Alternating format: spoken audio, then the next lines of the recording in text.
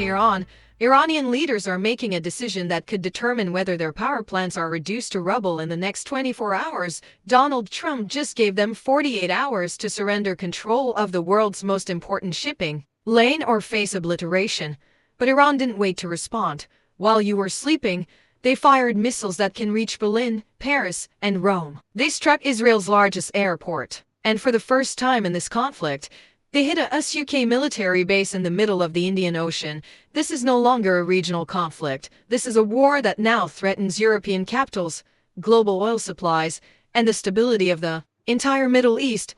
I'm Emma Carter from The Brief, and in the next 12 minutes, I'm going to break down exactly what happened in the last 24 hours and what's about to happen in the next 48, because the decisions made in the next 2 days will shape the world for years to come. Let's get into it. Before we dive into the breaking news, let me give you the big picture. The Iran-Israel war has been escalating for weeks, but in the last 24 hours, it has fundamentally changed. 3 things happened that no one expected.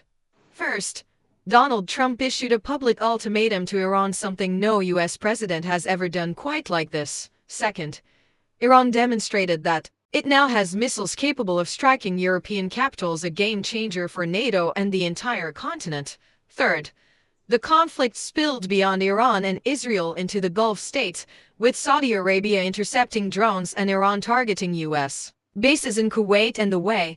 This is no longer a war between 2 countries. It's a regional war with global implications. And here's what you need to understand.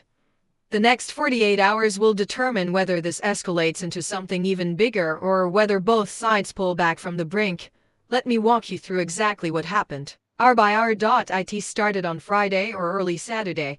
Depending on where you are, Donald Trump took to his social media platform and dropped what can only be described as a bombshell. I'm going to read it to you word for word.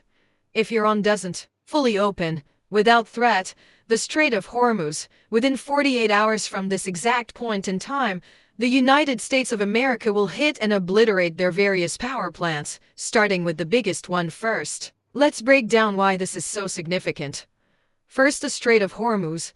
This is a narrow waterway between Iran and Oman. It's only 21 miles wide at its narrowest point, but through that small stretch of water passes 20% of the world's oil. Every day, about 17 million barrels of crude oil flow through it. For weeks, Iran has been threatening to close it. And in recent days, they've effectively done just that, attacking tankers, deploying mines, and making it too dangerous for shipping to continue. Global oil prices are already spiking. The US is already feeling it at the pump. Second, the threat itself. Trump isn't threatening military bases or missile sites. He's threatening power plants, civilian infrastructure that provides electricity to millions of Iranian families. This is a significant escalation in rhetoric, and it puts the ball firmly in Iran's court. If Iran backs down and reopens the strait, they lose face. If they don't, the US has promised to strike. The clock started ticking the moment that post went live. And right now, there are fewer than 24 hours left. But while Trump was posting his ultimatum, Iran was demonstrating that they have options of their own. Israeli military chief Al Zamir dropped a bombshell in a briefing yesterday. He revealed that Iran has successfully tested and used ballistic missiles with a range of 4,000 kilometers. That's 2,500 miles. To put that in perspective, from Iran's western border, Baghdad is 200 kilometers away, Jerusalem is 1,000 kilometers away, Ankara is 1,500 kilometers away, Athens is 2,500 kilometers away, Berlin is 3,200 kilometers away, Paris is 3,500 kilometers away, London is 4,000 kilometers away. Do the math. Iran now has missiles that can reach every European capital. Every single one. And they didn't just test them. They used them. According to Zamir, Iran launched 2 long-range ballistic missiles targeting Diego Garcia, a joint US-UK military base in the Indian Ocean. One missile failed in flight. The other was intercepted by a US warship, but the message was clear. Iran can now strike deep into Europe and US assets across the region. Zamir put it bluntly, these missiles are not intended to strike Israel. Their range reaches European capitals. Berlin, Paris, and Rome are all within direct threat range. Think about what that means. For decades, Europe has watched conflicts in the Middle East from a safe distance. Not anymore. Every European capital, is now within Iran's crosshairs. And if this war escalates, NATO may have no choice but to get directly involved. But Iran didn't stop with Diego Garcia. Late Saturday, Iranian missiles struck southern Israeli cities including Dimona and Arad. Let me show you where these are. Dimona is located just 13 kilometers, that's 8 miles from Israel's nuclear facility, the Negev Nuclear Research Center. Iran claims they were targeting military installations, but the damage tells a different story.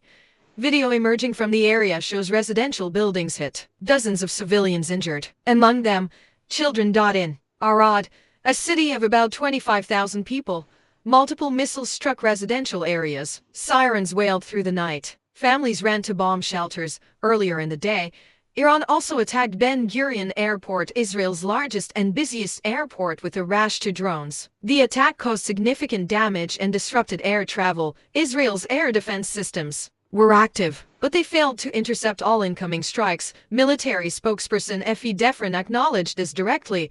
"We will investigate the incident and learn from it." Prime Minister Benjamin Netanyahu called it a very difficult evening in the battle for our future. And here's what's important to understand. These weren't symbolic attacks. These were designed to inflict real damage on Israeli civilians and infrastructure. Israel did not wait long to respond.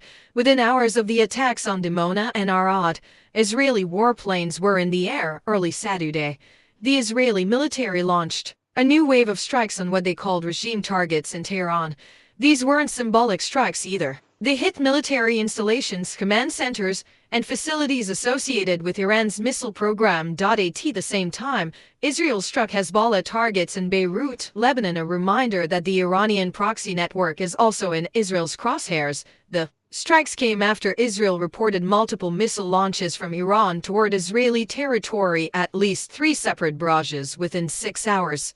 This is what's different now. The cycle of retaliation used to take weeks or months. Now it's happening in hours. Each strike leads to another strike. Each escalation leads to a bigger escalation, and the window for diplomacy is shrinking by the hour. Here's where this gets even more concerning. The conflict has now spilled across the entire Gulf region. Saudi Arabia, one of America's closest allies in the Middle East, intercepted 22 drones in the eastern part of the country overnight.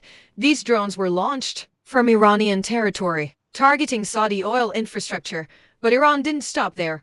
The Islamic Revolutionary Guard Corps, or IRG, publicly named U.S. military bases in Kuwait and the UAE as targets. Specifically, Ali Al Salem Air Base in Kuwait, Al Dafra Air Base in the UAE, Al Minhad Air Base, and the UAE. These bases host thousands of American military personnel. They're critical to U.S. operations in the region. If Iran attacks them directly, the United States will have no choice but to respond with full force, and that's when this regional conflict becomes a war between Iran and America.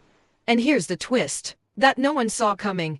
While the US is threatening to bomb Iranian power plants, the Biden administration, yes, you heard that right, has quietly eased sanctions on Iranian oil. Let me explain. With the Strait of Hormuz effectively closed, global oil supplies are tightening. Prices are already up 15% in the last week alone. The U.S. Treasury Department has now issued what they call a temporary exception, allowing Iranian oil that's already sitting on tankers to be sold on global markets. U.S. Treasury Secretary Scott Bessent explained the logic. "We will be using the Iranian barrels against the Iranians to keep the price down." It's a strange position to be in. The U.S. is simultaneously threatening to bomb Iran while buying their oil to keep gas prices from spiraling out of control. It tells you everything you need to know about how fragile the global energy market is right now. So where do we go from here? Let me give you 3 things to watch in the next 48 hours. Number 1. The Strait of Hormuz. Trump's ultimatum expires sometime today. If Iran hasn't fully opened the strait by then, the U.S. has promised to strike Iranian power plants. Will they follow through? That depends on whether Iran blinks first. But knowing Iran's leadership, they're not likely to back down from a public ultimatum. Number 2. European response. Iran's 400-kilometer missiles have fundamentally changed the security landscape for Europe. NATO is already holding emergency consultations. You can expect to see European nations increase their military presence in the region and possibly get drawn into direct confrontation. Number 3. The oil market. If the Strait of Hormuz remains closed and the U.S. strikes Iran, oil prices will skyrocket. We're talking $150, $200 a barrel. That means higher gas prices for Americans and a potential global recession, the US is already feeling it. The Biden administration is in a tough spot. They want to support Israel and pressure Iran, but they also need to keep the global economy stable. Let me leave you with this. We are watching a conflict that is escalating faster than almost anyone predicted. In the last 24 hours alone, we've seen a US president issue a public ultimatum to Iran. Iran demonstrate the ability to strike European capitals, direct attacks on Israeli cities, and a UK military base. Israel's strike regime targets in Tehran. The conflict spill into Saudi Arabia, Kuwait, and the US quietly ease sanctions on Iranian oil. Next 48 hours will be critical. Will Iran reopen the Strait of Hormuz? Will Trump follow through on his threat? Will Israel launch another wave of strikes on Tehran? And how will Europe respond now that their capitals are within Iran's range? No one knows for sure. But one thing is certain: the decisions made in the next 2 days will shape the Middle East and the world for years to come. The Brief will be watching, and we'll be back with updates as the situation develops. What do you think? Will Iran back down on the Strait of Hormuz? Or is the US about to strike? Let me know in the comments below. If you found this update valuable, hit that like button, it really helps the channel. And if you haven't subscribed to The Brief yet, click that subscribe button and turn on notifications so you don't miss the next update. I'm Emma Carter. Thanks for watching, and I'll see you in the next brief.